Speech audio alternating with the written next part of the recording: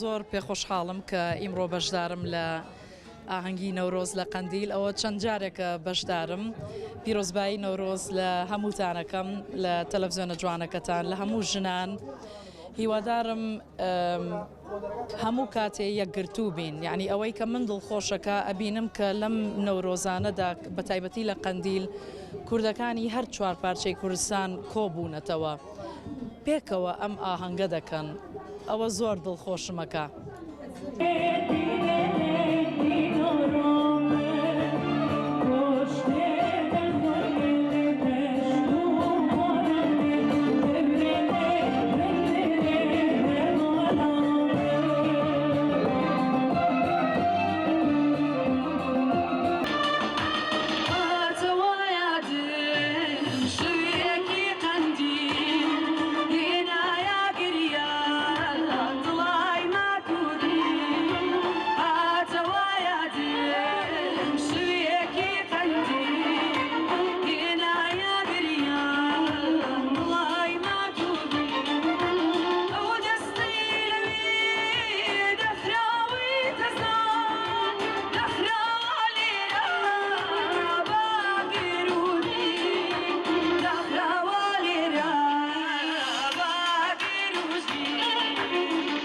زۆر سوپاسدانەکەم بەخێربێن سەرچاو لێرەوە جەژنی نەورۆز پیرۆزەکەم لە هەموو گەلی کورد بە تایبەتی لە قەندیلی سەربەرز.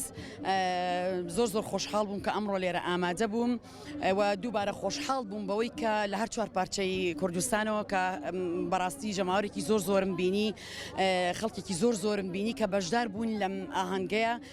من دووبارە و سێ بارە زۆر خۆشحاڵتر بووم بەوەی کە ینی زۆر بەڕاستی هەندێک کەسم بینی کە لە ڕۆژهەڵاتەوانی و لە ڕۆژاوە زۆر خەڵک هاتبوون.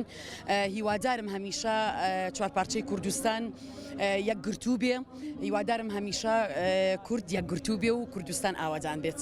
بەڵام وەڵی بەحەقەت من طبعاً پێشتر پێیان وتم ئاگاداریان کردمەوە کە ئاگادار بە نەچۆ بۆ قەندیل لەبەرەوەی کە ینی قەسفە و ینی ئەو شتانێ، بەڵام بەحەقەت ئێرە زۆر ئاوادان بوو، زۆر خۆش بوو، زۆر هادیع بوو، ئاهەنگێکی زۆر جوان بەڕێوە چوو، ینی هیچ مشکلەیەکی تیانە بوو لەخوا بەزیابێ و هیچ کێشە و گرفتێکمان نەبوو.